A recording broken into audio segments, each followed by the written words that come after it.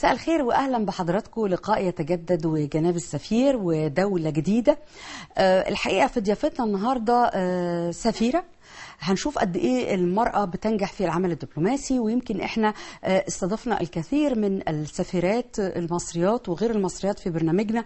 في كل مرة بنعرف وبنشوف قد ايه المرأة بتنجح في هذا العمل الدبلوماسي وانها موجودة في هذا المجال. لكن طبعا كل دولة ليها عاداتها وتقاليدها، والمرأة في هذا العمل بتتميز في كل دولة بأشياء مختلفة هنعرفها النهاردة لما بتكون ضيفتنا سيدة بتتولى يعني سفيرة لهذه الدولة. الحقيقة النهاردة هنتكلم عن جمهورية البرتغال. هي دولة في جنوب غرب أوروبا، فيها تميز ثقافي، فيها ارتفاع في مستوى المعيشة، فيها علاقات بينها وبين مصر بتعود إلى القرن الثامن الميلادي، في تبادل ثقافي، تبادل تجاري، تبادل اقتصادي. هنعرف كتير النهاردة عن البرتغال، عن الأعياد والمهرجانات اللي بتقام هناك والاحتفالات الموسيقية اللي بتقام هناك، وقد ايه دي بتجذب للسائحين. معانا النهاردة سعادة السفيرة مانويلا فرانكو، سفيرة جمهورية البرتغال لدى جمهورية مصر العربية. Nice to meet you and welcome in our program. Thank you. It is a pleasure to be here. It is wonderful to be in this wonderful studio, and sitting here with you is wonderful. So we will start to talk about your stay here in Egypt and how long have you been here and your impression about Egypt. What can I say? Impression is a wonderful impression in this wonderful country, and I've been here 2 years almost. Even though these 2 years are like much less because of Corona, I spent so much time at home that that it delayed my knowledge, and going around in the country took longer. So unfortunately, I don't know as many places as I would like, because in the beginning it took a long time home. But I'm trying to make it up and move around as much as I can to get to know the country, and this is a wonderful experience. What about the cities you have been in Egypt? I've been to Alexandria, I've been to the Red Sea, both sides, Sharm el-Sheikh and also Hurghada, Soma Bay, Ain Sokhna, Luxor, Fayoum. What's your favorite dish in Egypt? My favorite dish is, I think, bitingen. Bitingen, مسقعة. This is the first time to come to Egypt? Yes. As an ambassador? Yes. As ambassador and also as a tourist. Yeah.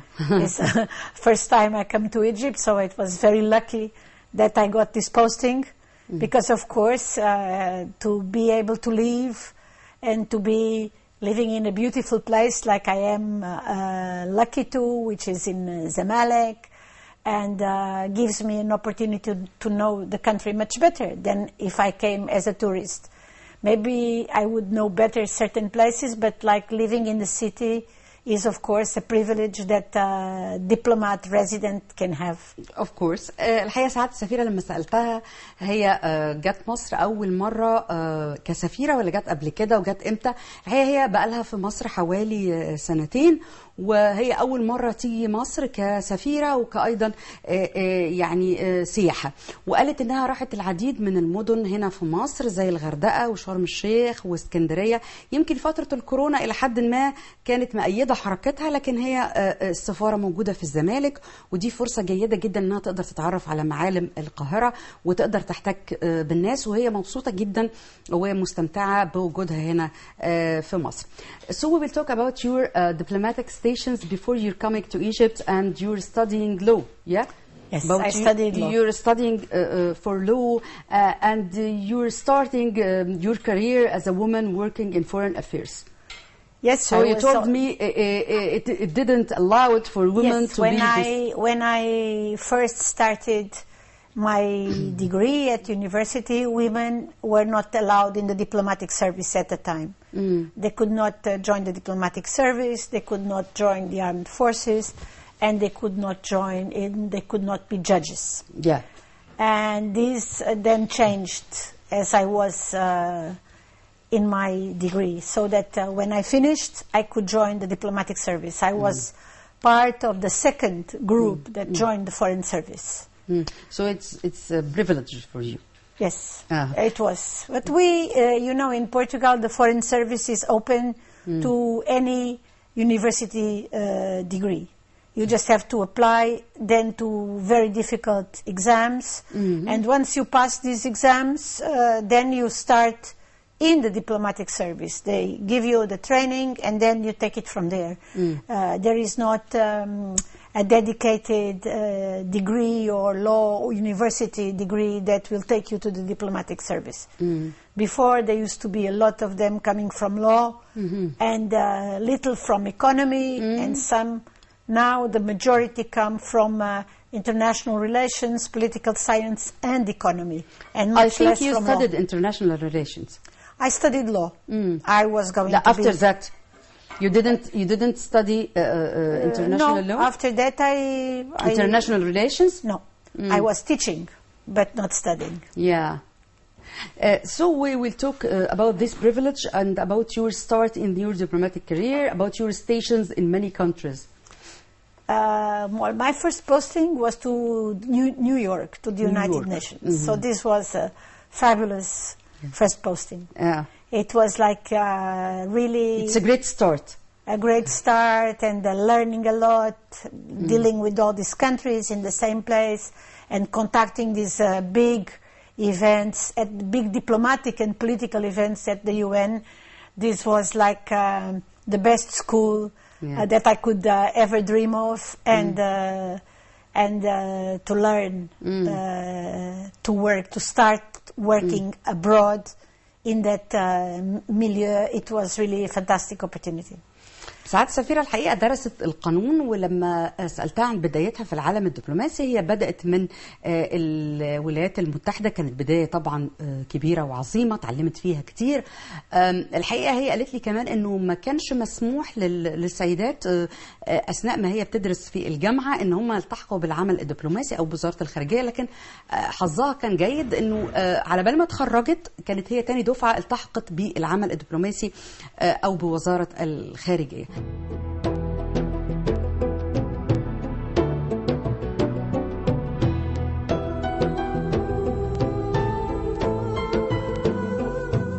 البرتغال أو الجمهورية البرتغالية من البلدان المتقدمة، وتحتل المرتبة 19 عالميا من حيث جودة الحياة. تعد مدينة لشبونة العاصمة الرسمية للبرتغال، وفي عام 1994 تم اختيار مدينة لشبونة لتكون عاصمة الثقافة الأوروبية.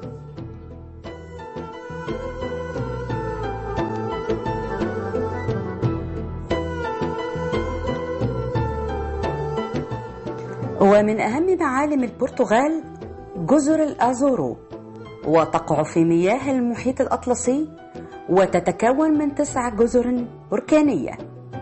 ماديرا تتميز بكثرة القلاع والكنائس والمطاعم والمنتجعات التاريخية، بالإضافة إلى أنها مسقط رأس اللاعب البرتغالي كريستيانو رونالدو.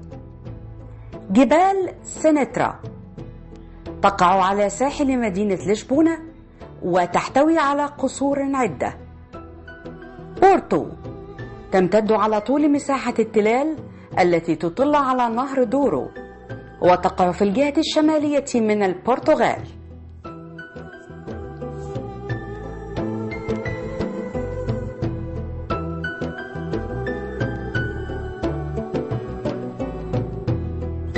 مدينة أفيرو تتميز بالحركة، ويطلق عليها اسم بندقية البرتغال بسبب قنواتها الجميلة التي تتصل مع الجسور.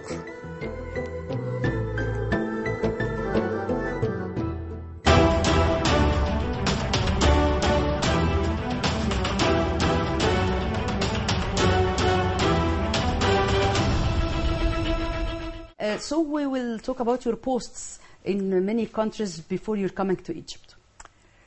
So I lived in Belgium, I lived in Israel, and then I was a long time in Lisbon because I had small kids and it was better to spend time at home. They are men now. Your They kids are men. becoming They men are now. big, yes. But for a good couple of years I stayed in the home office, which for us is okay. It's difficult for a woman to be diplomatic. Well, I don't think so. If she I has think, kids and it is a family, difficult as a wife, life. as a mother. But also for men it's difficult if they want to, in But modern... I think for women it's more difficult. Yes, maybe. Because but you have to go from town to town, in from our country to country. is also difficult for men because now women don't want to go abroad. Yeah. The wives or the spouses, they also have their careers and they don't want to leave the career to go abroad with the husband. It's becoming difficult because this is a career that makes a lot of demands on your personal life. If you are a woman or a man, it looks it like needs more demands. It looks like very glamorous because people think they travel you go to and they live receptions. in nice houses and they go to receptions. But it is difficult for the family. It is difficult for the kids to adapt.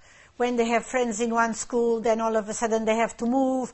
There's a new language, there's a new school, there's new atmosphere. You leave your family, you leave your friends. And also for the wives or for the husband or the spouse, the one who goes to the office is like immediately he goes to the office as he arrives. But the rest of the family is not so easy. And in our country, in Portugal, we now find sometimes difficulty because, as I say, women have also their careers and they don't want to go with the husbands abroad. So it's not just for women. It is demanding, very demanding career.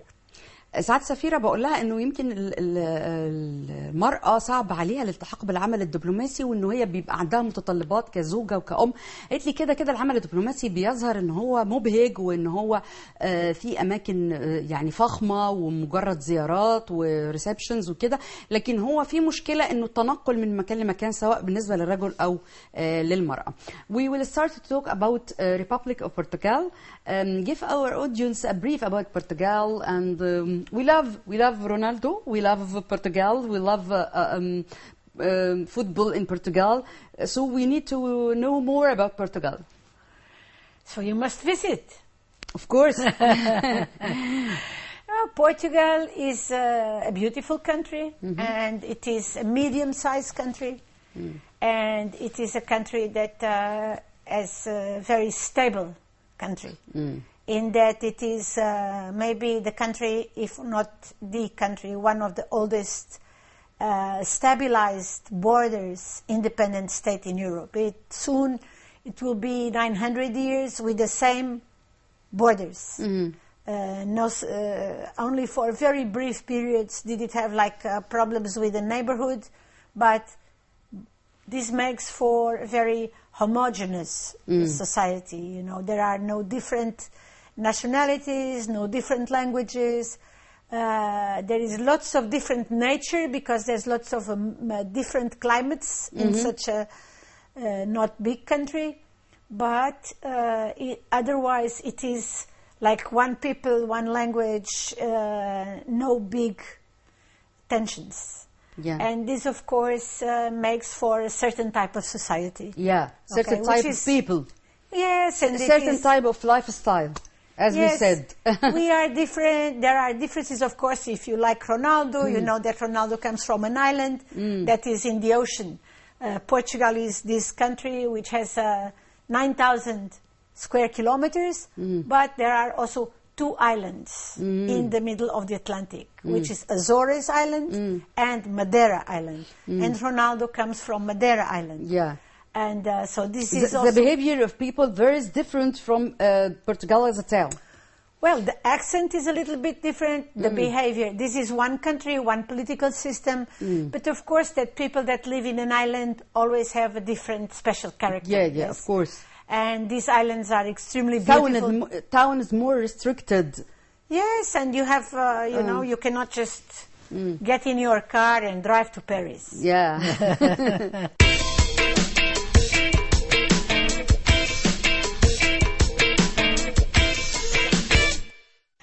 So this is also, these islands are very beautiful. They have very special nature. Madeira is known for the flowers and the forests, the special forests that are there. And Azores is a very volcanic place. There used to be volcanoes there.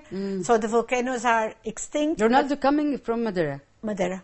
And this other island, group of islands, they have these volcanoes, and these volcanoes are now big lagoons and very green, beautiful places. And in some places you can even, people will just open a hole on the floor and they put their pots inside, they cover with earth, and it's so hot because of volcanic that it cooks the food like the heat of the volcanic. Yes. This makes, I think, a diversity of nature in Portugal. It is very diverse, but also in what we call European continental Portugal, it is also quite diverse, because you have the south that is more like Egypt and more like North Africa, very big space with not so many trees.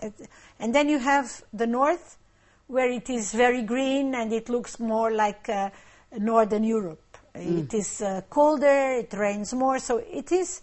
Then you have the Atlantic Ocean. So Portugal is like a narrow strip in front of this big ocean with big waves. So this also gives a special character to the people, in that they grow. Most of the people grow in front of this big ocean, and there is this melancholy. Yeah, of course. And also the fish, the fishermen, and the people, the Portuguese, they love fish. The weather of meditation, of loving beauty.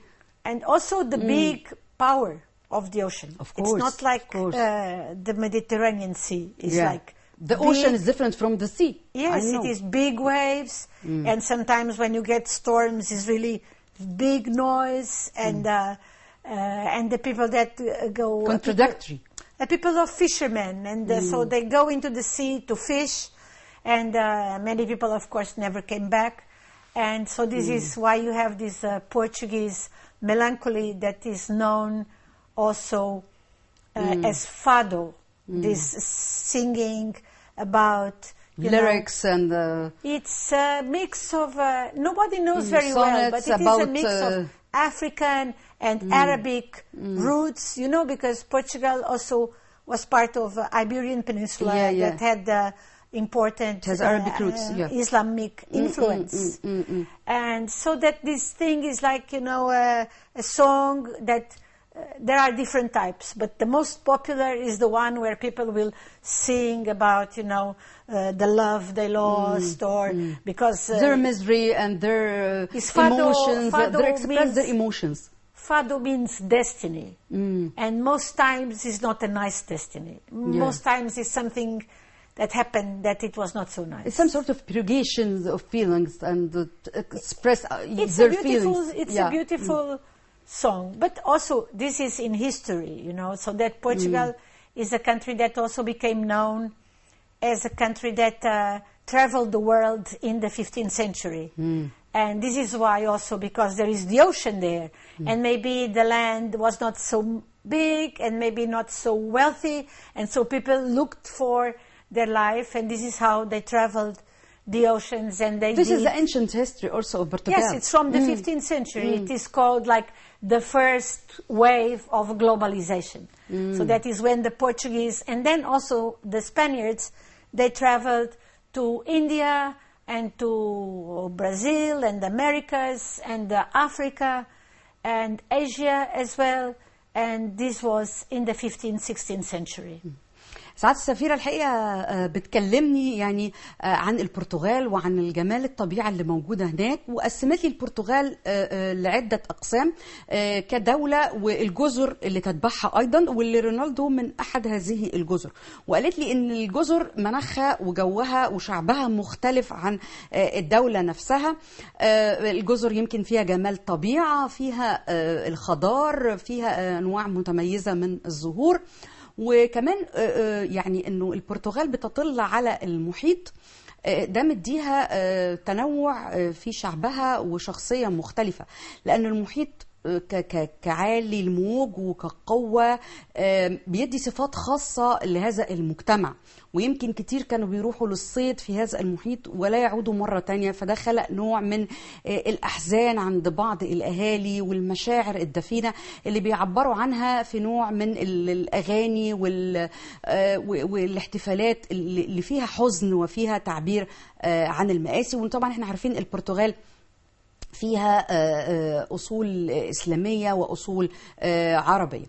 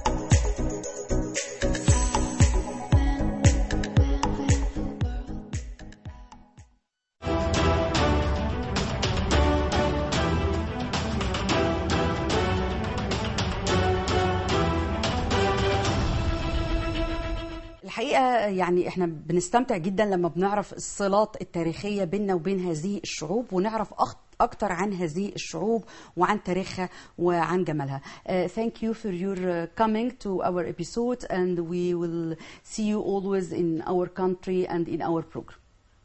Thank you. Thank you. في نهاية حلقتنا أعزائي المشاهدين بنشكر سعادة السفيرة مانويلا فرانكو سفيرة جمهورية البرتغال بجمهورية مصر العربية. شفنا قد إيه هي حابة مصر، قد إيه هي تجولت في بعض المدن خلال فترة الكورونا رغم صعوبة الوقت، وحبت مصر قوي، ودي كانت أول مرة تيجي فيها مصر كسفيرة وكنوع من السياحة. كلمتنا عن البرتغال وعن تنوع في سكانها. شكرا لحضراتكم، دايما بنعرف أكتر عن العالم من خلال عيون وكاميرا جناب السفير. شكرا وإلى اللقاء.